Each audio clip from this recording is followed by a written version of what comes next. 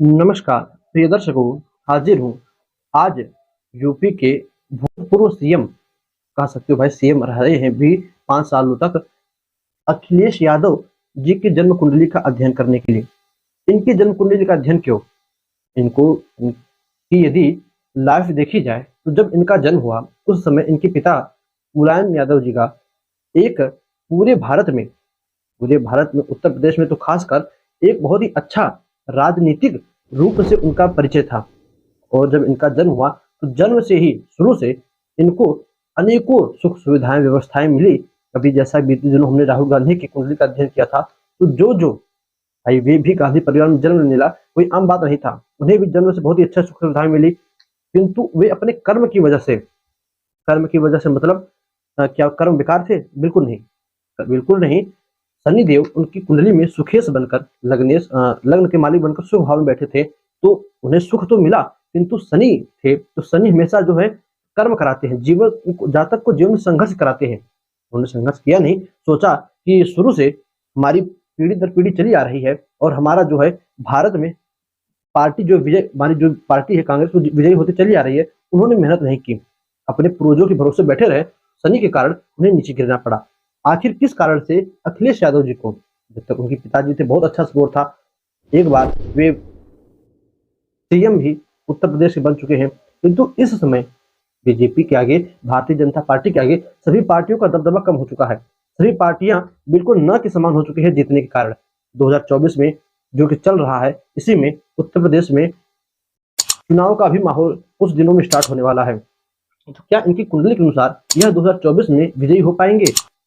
हमने बीते दिनों कुछ दिन पहले मोदी जी की कुंडली का अध्ययन किया था, राहुल गांधी की भी हो गया और अब इनकी बारी है।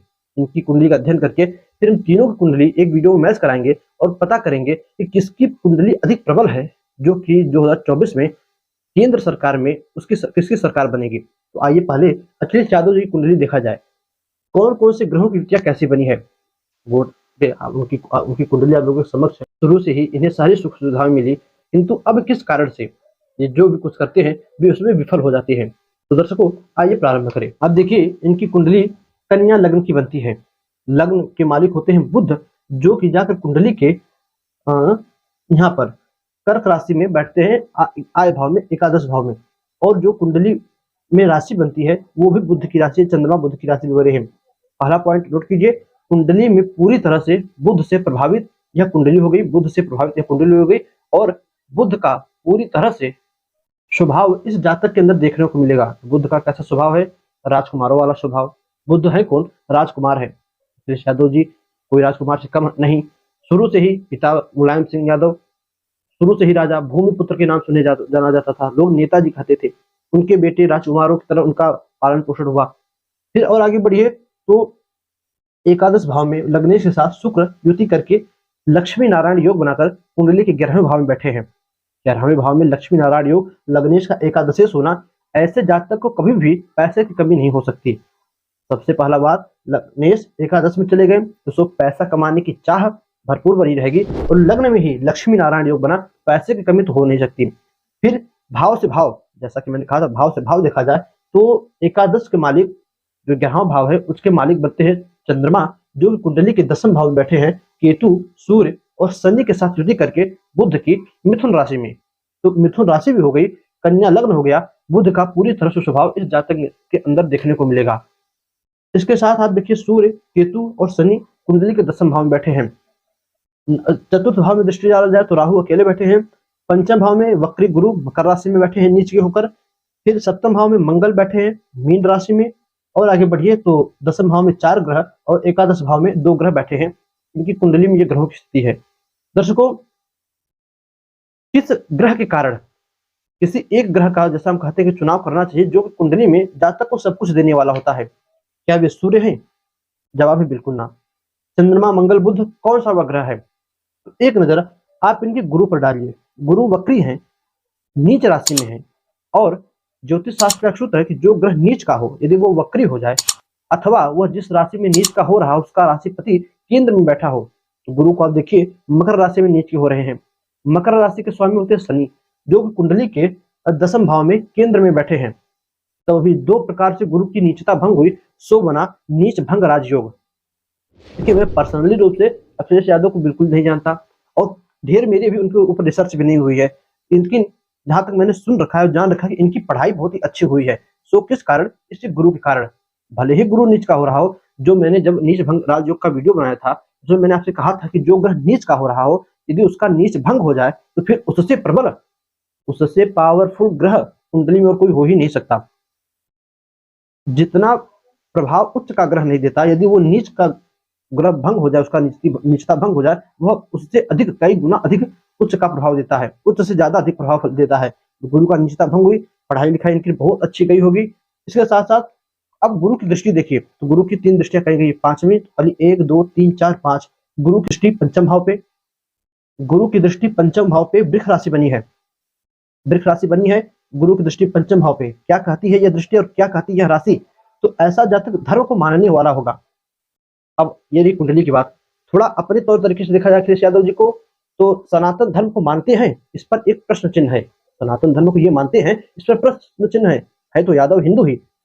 क्या सनातन धर्म को मानते हैं? इस पर प्रश्न चिन्ह है। किंतु अब आए दिन ये भी रोज मंदिरों में दिखते हैं, अनेकों जगहों पर जाते हैं। छोड़िए, फिर 1 2 3 4 5 6 7 गुरु की 7वीं दृष्टि पड़ती है इनके आय भाव पर। जैसे कि मैंने कहा, आय का साधन बड़ा ही अच्छा होगा, लक्ष्मी नारायण योग है, गुरु की दृष्टि भी पड़ रही है, तो अब वह दृष्टि भी अपना प्रभाव डालेगी। और गुरु की 9वीं दृष्टि तो 7 8 9, 9वीं दृष्टि लग्न पर, लग्न पर गुरु की दृष्टि। ऐसा जातक स्थूल शरीर का होता है, ऐसा जातक थोड़ा मोटा होता है, किंतु ये इनको देखकर लगता है कि फिट है, तो शायद आगे चलकर इनका शरीर पे गुरु के पूरी तरह से प्रभाव दिखाई दे। दर्शकों, फिर एक नजर इनके कर्म भाव पे डाला जाए, क्योंकि आगे इलेक्शन आने वाला है।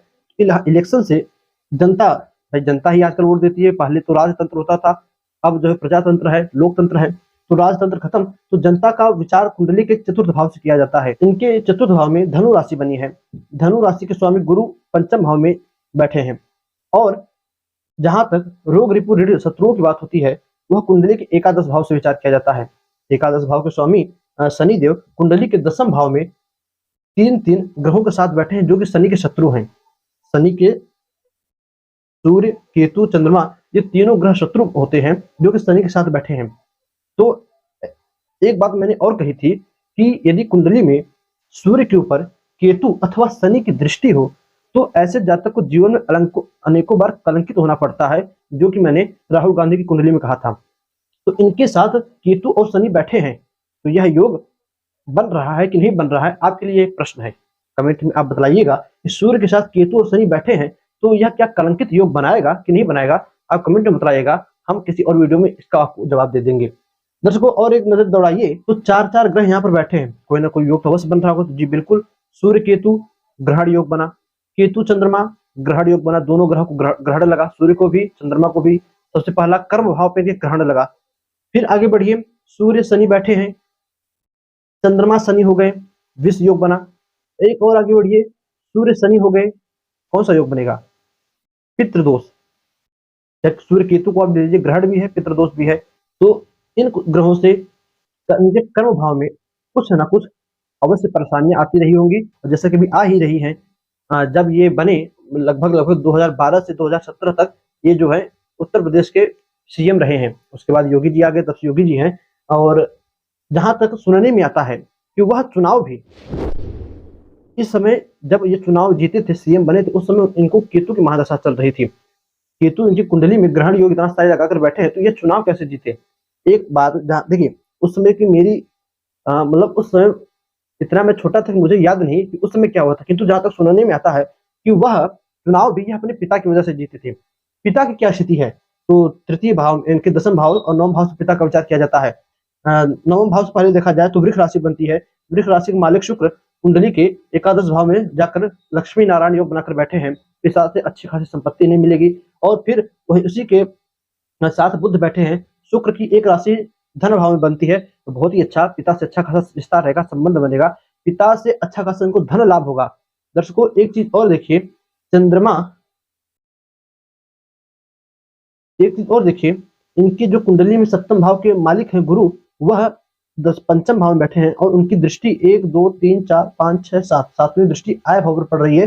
तो इनकी पत्नी से भी इनको धन लाभ अवश्य होगा। और जैसा कि सभी जानते हैं, इनकी पत्नी डिंपल, भले यही देखिए, मंगल जो है सप्तम भाव में बैठे हैं तो लग्न से ये मांगलिक हुए, किंतु इनकी पत्नी डिंपल यादव से भी इनको, भाई वो भी राजनीतिक क्षेत्र में है, कुछ ना कुछ इनकम उनका भी अवश्य होता होगा। तो इस मामले में ये भी बढ़िया है कि पत्नी से भी इनको आय का लाभ होगा। और एक चीज अभी देखिए, मैंने पहले कहीं नोट नहीं किया है कि इनकी कुंडली में ये आपके समक्ष कुंडली है और आप ही के समक्ष देख देख कर कैसे क्या बना है, कैसे क्या नहीं बना है, सब कुछ बतलाते चला जा रहा हूँ। एक चीज और दोहराइए, कोई और योग बन रहा है इनकी कुंडली में? जी बिल्कुल, मांगलिक हो गए, गुरु की सप्तम दृष्टि से पत्नी का आय सा संबंध बना। और एक चीज कि हाँ, दसम भाव की बात रह गई, दसम भाव से भी पिता का विचार होता है, तो दसम भाव के स्वामी बुध होते हैं, कुंडली के एकादश भाव में जाकर बैठे हैं, तो यहाँ से भी देखा जाए या यहाँ से भी देखा जाए तो पिता से इनको धन लाभ अवश्य होगा, पिता से इनको बहुत सहयोग मिलेगा। और जैसा कि मैं कह ही रहा था कि सुनने में आता है, वह जो चुनाव भी उन्होंने 2012 से 17 तक जो सीएम रहे, उस चुनाव में कहा जाता था कि यदि सपा सरकार जीतती है तो चुनाव में जो सीएम बनेंगे वो मुलायम जी होंगे, किंतु वह नहीं बने, उन्होंने अपनी जगह अपने बेटे को, अखिलेश को सीएम बनाया। तो सामने रखा गया मुलायम सिंह यादव को, किंतु चुनाव जीतने के बाद मुलायम जी को हटाकर, चाहे भाई उनके बीच में जो भी बातें हुई हो, सामने लाया गया अखिलेश जी को। ये लोगों के बीच में कहना है, इसका कोई प्रमाणित नहीं है। और आप लोगों से अपील है कि कृपया इस वीडियो को सिर्फ ज्ञान के पर्पज से देखिएगा, राजनीतिक क्षेत्र से नहीं, मुझे राजनीतिक से कोई मतलब नहीं, सिर्फ ज्ञान के लिए कि आखिर किस कारण से।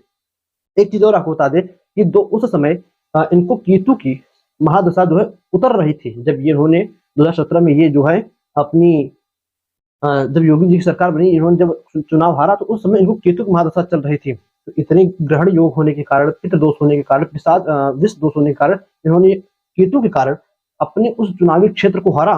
राहु बैठे हैं यहाँ पर, गुरु भी नीच भंग है, तो भाई कितना भी नीच भंग हो जाए, नीच है तो फल नीच का ही समान देंगे, भले उच्च के हो गए हैं, किंतु जब रिश्तों की बात आती है तो टकराव आती है। गुरु के कारण, राहु और केतु के कारण ये 2017 में चुनाव हारे, और तब से योगी जी जो भाजपा सरकार है वो बैठी है केंद्र में, और उत्तर प्रदेश के सीएम के रूप में योगी जी बैठे हैं। दर्शकों, क्या ये भविष्य में आगे चुनाव जीत पाएंगे? तो आने वाला समय इनके लिए अच्छा है, किंतु चुनाव के लिए हम, जैसा कि हमने कहा कि आगे किसी और वीडियो में बात कर लेंगे, अभी चुनाव का मुद्दा हटाते हैं। तो दर्शकों, ये थी अखिलेश यादव जी की कुंडली। आप लोग भी देखिए, आप लोगों के समक्ष है, इस कुंडली पे आप क्या कहना चाहते हो? आपको कोई और योग दिख रहा है, कोई और अच्छे बढ़िया ग्रह अंश बल दिख रहे हैं, तो कमेंट में बताइएगा दर्शकों।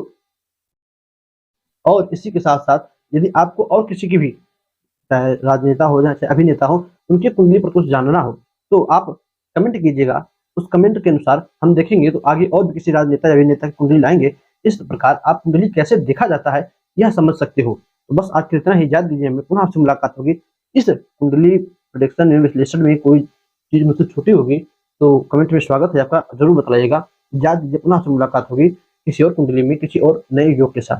तब तक के लिए नमस्कार।